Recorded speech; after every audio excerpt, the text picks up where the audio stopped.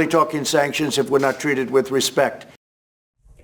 Secretary of Defense Mark Esper says for the time being, U.S. troops will remain in Iraq. CBS News has learned that the U.S. is closely monitoring Iran's military movements. Esper said that the U.S. took action because an attack by Soleimani was, quote, days away. Working through NATO, the Defeat ISIS coalition, and with our partners on the ground, we continue to bolster Iraqi institutions to ensure the lasting defeat of ISIS. As we defend our people and interests, let me reiterate that the United States is not seeking a war with Iran, but we are prepared to finish one. Esper's comments come as the top lawmakers on Capitol Hill are being briefed today about Soleimani's death, and the so-called Gang of Eight is made up of party leaders and intel chairs in the House and Senate. Congress will receive a full briefing tomorrow. Meanwhile, Iran continues to mourn Soleimani's death. His burial was delayed after a stampede at a memorial service left at least 50 dead and hundreds more injured. Tehran is threatening retaliation for the airstrikes. And the U.S. is preparing for the possibility that the U.S. Maritime Administration has warned American merchant ships to be cautious when traveling through waters near Iran, including the Red Sea or Persian Gulf. The alert said that the Iranian response to this action, if any, is unknown, but there remains a possibility of Iranian action against U.S. maritime interests in the region. Secretary Pompeo also defended the killing and warned Tehran not to attack U.S. troops in the region.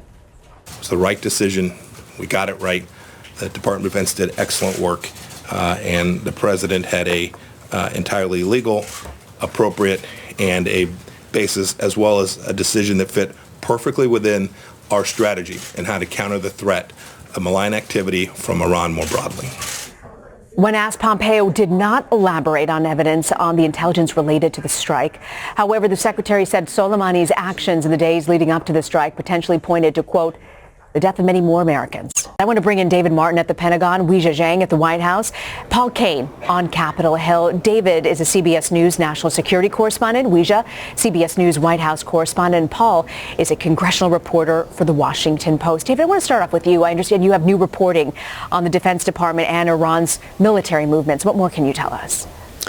Well, the latest developments on both sides are not very reassuring. One, a U.S. defense official told me that the military movements that they are seeing in Iran are, quote unquote, very troubling.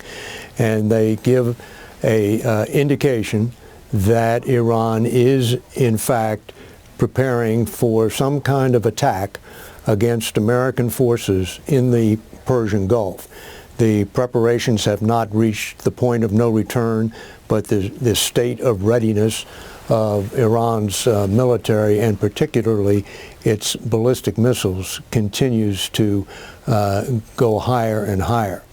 For its part, the United States is sending about a half dozen B-52 bombers to the island of Diego Garcia, which is way down in the Indian Ocean, but has often been used as a base for strikes in the Persian Gulf region. Those are in addition to all the other forces that have been sent. And this sounds minor, but it actually is very telling.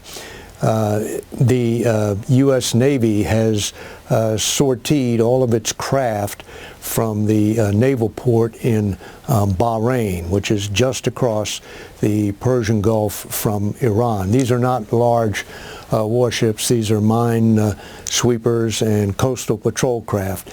But the point of sorting them is so that they are not tied up at pierside if in the event that there is an attack by Iran against one or more of the bases that the U.S. military uses in the Persian Gulf region. So all of this adds up to very disquieting signs of imminent war.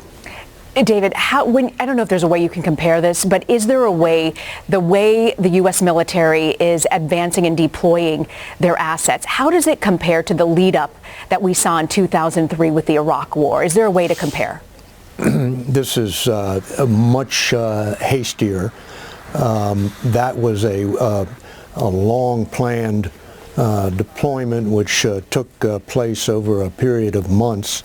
This is happening in days, and it is a situation in which decisions about what to deploy and what alert status to put your forces on seem to be made on an hour-by-hour basis, not executing some long-planned war scheme that has been on the books for years. Paul, I want to talk to you a little bit about activity on Capitol Hill. You know, the full Senate and House will be briefed on the airstrike, the Soleimani airstrike following today's Gang of Eight briefing. What are the questions that you hear lawmakers in both parties still want answered?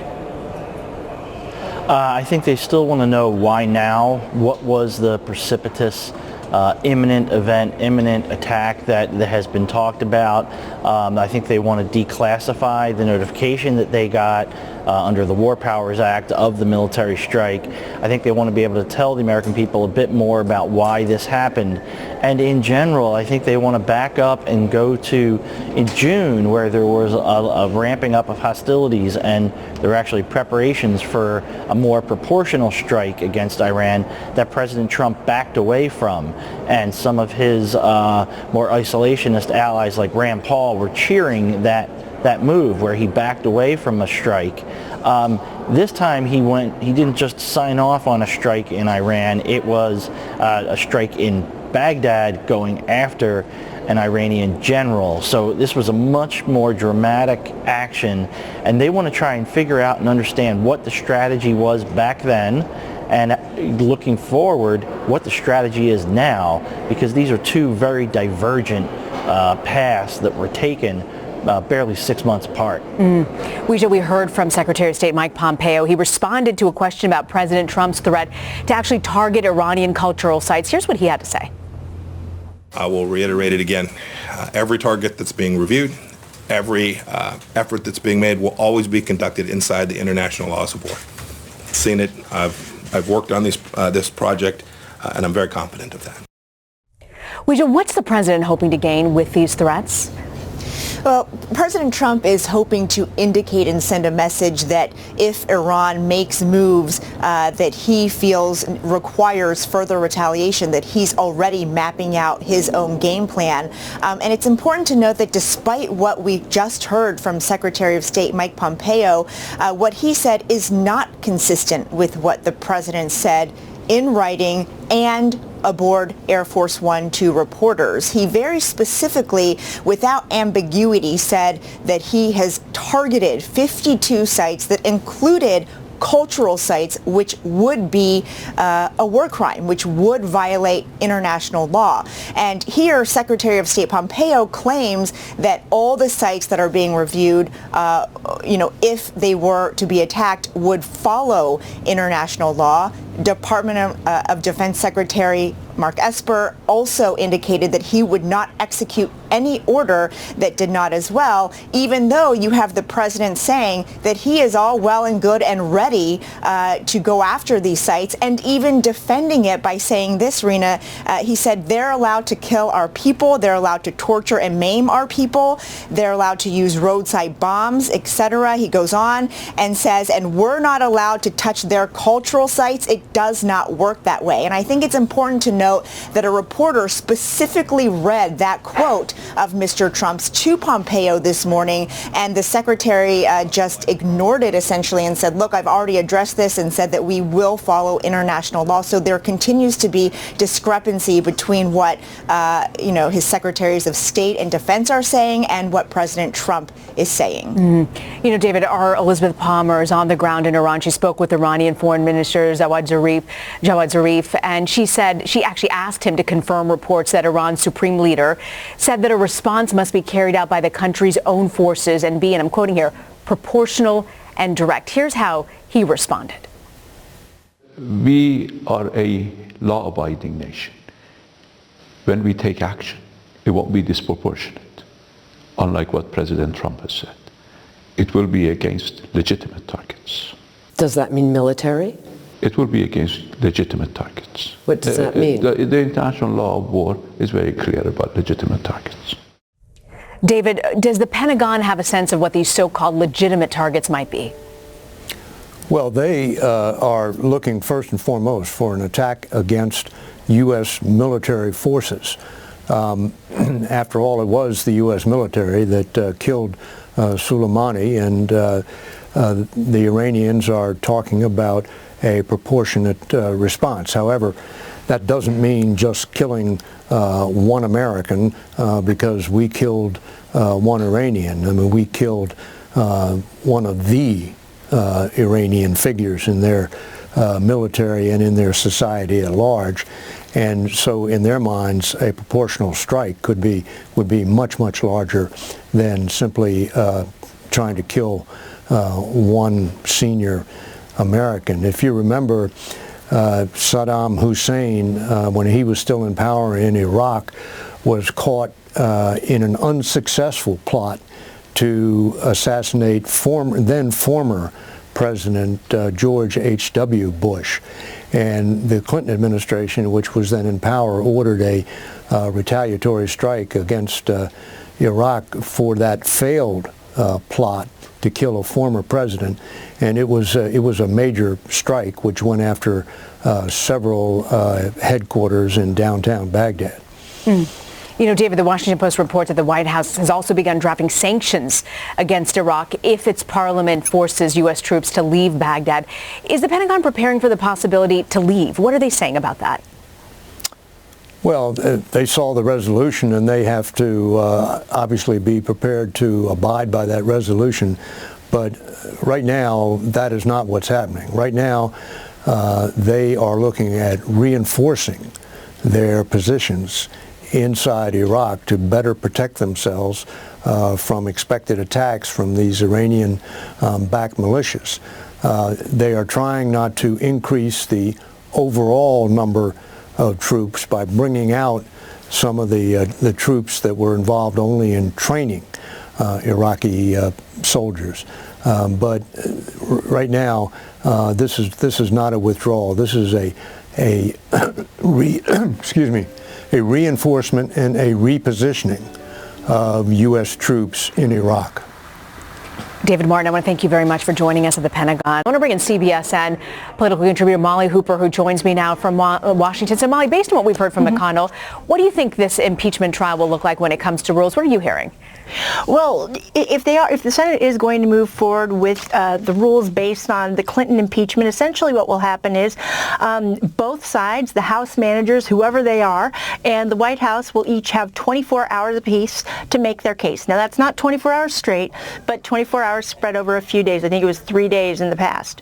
And then after that, senators will have 16 hours, again, not consecutive, to submit written questions to either the White House or, to either the White House or the House managers through the Chief Justice Roberts, who will then read these questions to the defense and prosecution ostensibly for them to answer. After that period, there will be a time when the Senate can make motions, like the motion to dismiss or whatever motions they want.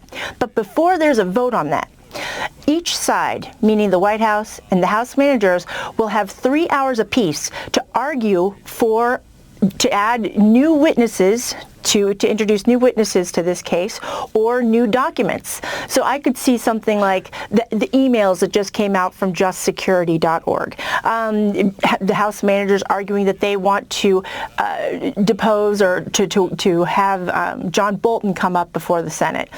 And essentially, before there's even a vote on that, the Senate goes back to those original motions, like say the motion to dismiss, and if those motions are accepted, then forget about the witnesses. But if the Senate decides to proceed with the impeachment trial, essentially, we will see votes on whether or not witnesses will be deposed, and that's really what they would be voting on, whether or not these witnesses would be deposed. Now the next step comes in the deposition, and then coming back to the Senate, where the senators can then make a motion to hear from the witnesses directly.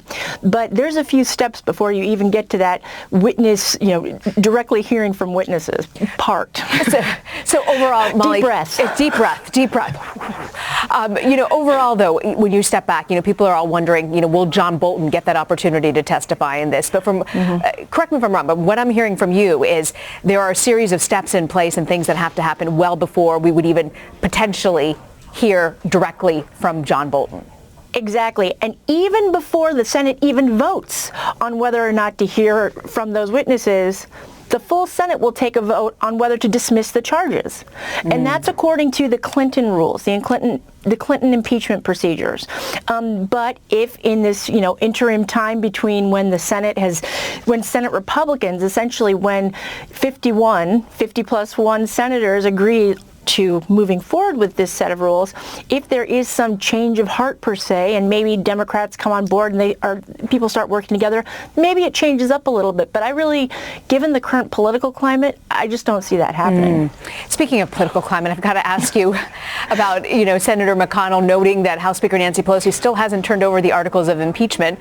Got to do that before the trial begins. Have you heard anything more, any rumblings on Capitol Hill about when Pelosi, what she might actually plan to do at this point?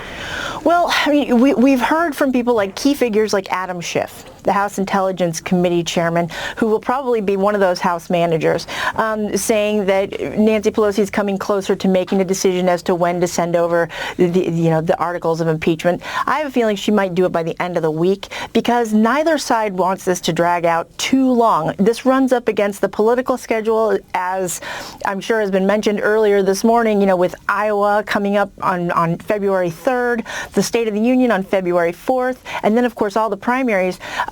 Neither party, Republicans included, necessarily want to be sitting in the Senate, which is what the senators will have to do for essentially 6 days a week. And you have 5 Democratic senators who are currently vying for the Democratic presidential nomination.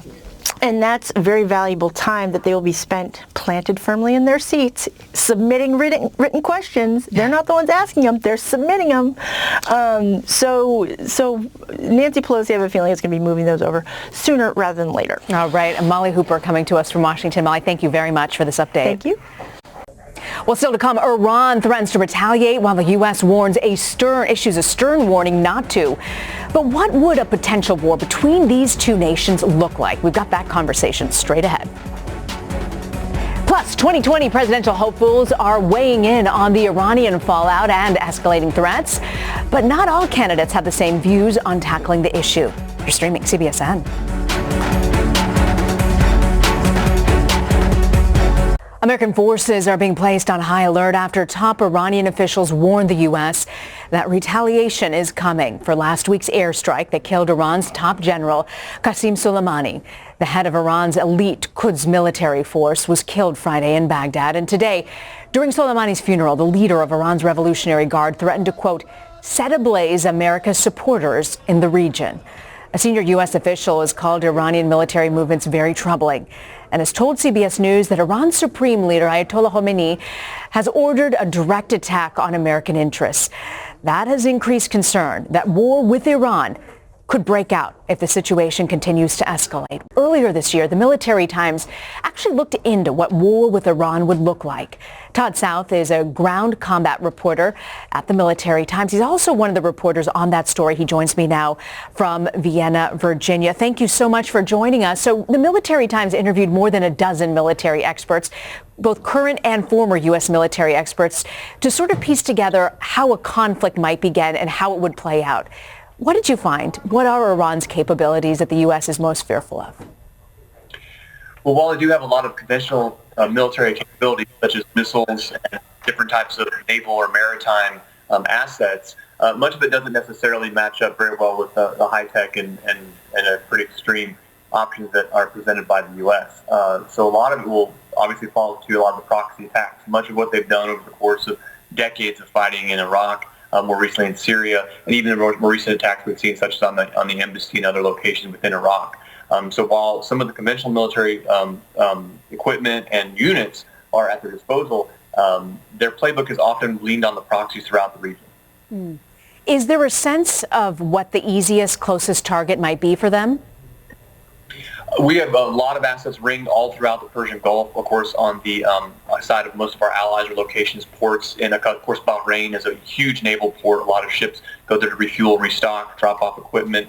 We have airfields, of course, that we utilize in Kuwait, United Arab Emirates. We even down in Oman, we have locations where we have assets and supplies for any potential war within CENTCOM. So those are yes, they have security, but they're not necessarily as hardened targets as you might expect. So those always present a problem. Ships going out throughout the area, there have been threats of anti-ship missile strikes going a few years back off the coast of Yemen on U.S. ships that could have presented huge problems and caused major casualties. Anything that they can catch U.S. forces off guard or expose any kind of vulnerabilities are things that they would exploit. You know, a lot of times, Todd, in this part of the world, they like to wait until people's guard is sort of lowered and you don't have a sense that this is coming. It's a very different environment now. So with that knowledge and understanding, what's really, when you war game this out, what is the extreme consequence, the extreme attack that they're most fearful of at this point? I would say anything, so far a lot of the discussions have been made public at least, are that Iran would look at military targets. And that can range from a lot of things. They can see a U.S. embassy as a military target. They can see small encampments as military targets, as I said, ports and airfields. But even what we might not consider military targets, such as oil tankers that could be sunk or destroyed or damaged, that would clog up things in the Gulf, causing massive problems with oil distribution across the globe. Give us a sense, Todd, of what these missiles are that they have in their arsenal and what they're really capable of. They have pretty extreme ranges, at least reported. I mean, a lot of this stuff's hard to prove. It's gone off intelligence reports or kind of some of the things they claim. So they do claim ranges clear out into the 2,500 or a little more kilometer range, which even hits as far as, say, Italy. Definitely covers most of the Middle East and into, of course, into North Africa. And of course, we saw with the Persian Gulf War with Saddam in Iraq, they launched a pretty very low-tech Scud missiles that caused problems with Israel.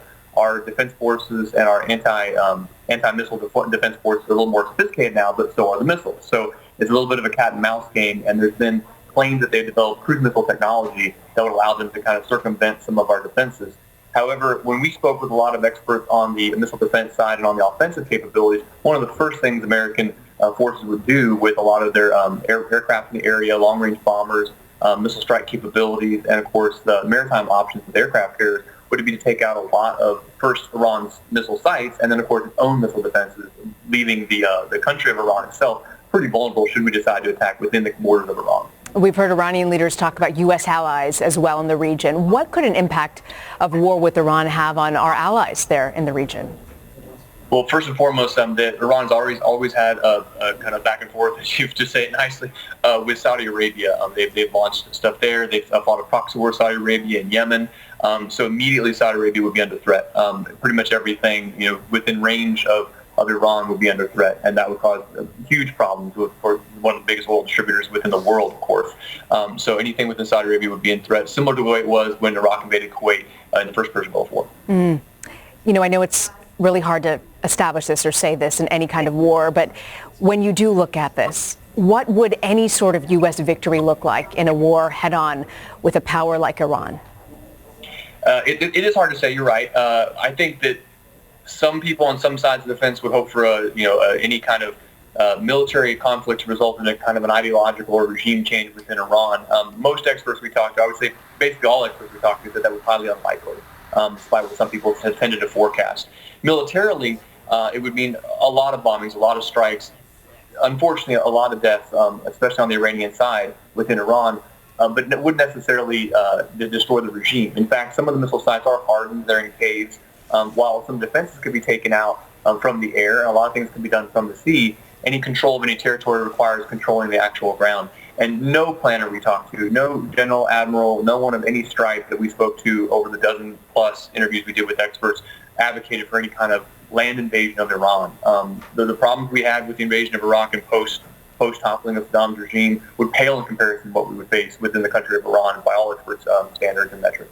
Todd South. Todd, it's a fascinating story, still holds today. I want to thank you very much for your reporting and for walking us through what this might look like. Thank you. Democratic presidential candidate Joe Biden delivered a speech about Iran in New York City. He said President Trump does not have the authority to go to war with Iran, and he criticized the president for escalating tensions. Here's what he said in New York earlier. In the wake of the killing of the Iranian General Soleimani, I think Donald Trump has proven beyond that comment beyond dispute.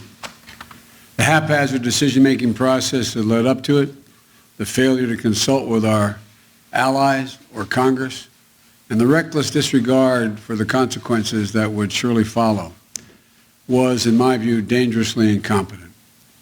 And folks, in wake of such an enormous escalation that has exploded geopolitics in the region and put the United States and Iran on a collision course, what would we expect from an American president?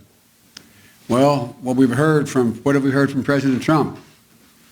We have not heard a sober-minded explanation to reassure the American people that this decision and its consequences were thought through. No level-headed words meant to dial down the tensions and to take us off the path of conflict. No press conference or consultation with our Congress. No, what we've heard so far from this president are tweets, threats, and tantrums. All we've heard from this administration are shifting explanations, evasive answers, repeated assertions of an imminent threat without the necessary evidence to support that conclusion. And since this is a president with the history of lying about virtually everything, who has destroyed his own credibility and that of the United States on the global stage, neither the American people nor our allies, and indeed no one around the world seems to be taking his word for it. Well, for the latest on the 2020 race, I want to bring in Sean Sullivan. He's a Cbsn political contributor and national political reporter for The Washington Post. So, Sean, we've heard about foreign policy from many candidates in recent days. Joe Biden's handling the Iran issue by pushing this message of commander-in-chief. Bernie Sanders taking the opposite end of this, saying that he wants to remind people he actually voted against the Iraq war. So when you compare the two, their handling of this type of a foreign policy crisis, a potential war, how do they compare? Well, you know, there are some similarities and there are also some big differences. And first off, what this has done in the campaign is elevated an issue that really hasn't gotten a lot of attention, and that's foreign policy and national security. A lot of the debates and the back and forth that we've seen so far have been over healthcare, have been over the economy. Domestic issues have really gotten the focus of this race. But now there is all of a sudden a intense focus on foreign policy and national security. When it comes to Sanders and Biden, what we see from them that is similar is they're both highly critical of President Trump's handling of this situation. But then we start to see some differences, because when you listen to Bernie Sanders, and I spent some time with him on the campaign trail in Iowa over the weekend, he's talking about the current situation in a way that he says reminds him of what happened just before the 2003 invasion of Iraq. The instability, the turmoil. He says this reminds him of the situation back then and has made him fearful that the United States could be about to get into another destructive war. And why does Bernie Sanders bring this up? Well, he voted against the Iraq war back then. Joe Biden voted for the invasion. This is a contrast that Bernie Sanders, Senator Sanders, has been trying to make on the campaign trail. And as we see these issues get elevated to the forefront of the debate, he's doing that more and more. And we're seeing Biden on the other side stress his experience, the fact that he was the chairman of the Foreign Relations Committee, the fact that he worked with Barack Obama pretty closely on foreign policy. So it's really experience, which is what Biden is stressing, versus Bernie Sanders stressing his long-standing opposition to U.S. intervention abroad. You know, what's interesting, when people look back on President Trump in the past few years of his administration, even some of his harshest critics, when he took that strike on Syria, they said it was sort of the moment of his presidency when he was the most presidential. And people who don't like his policy or his rhetoric, I was surprised to find that they supported what he had done, you know, taking a harsh stance on that. So if you're competing with that, and I know that's not the only way people look at President Trump and his handling of foreign policy, but how do Democrats compete against that narrative?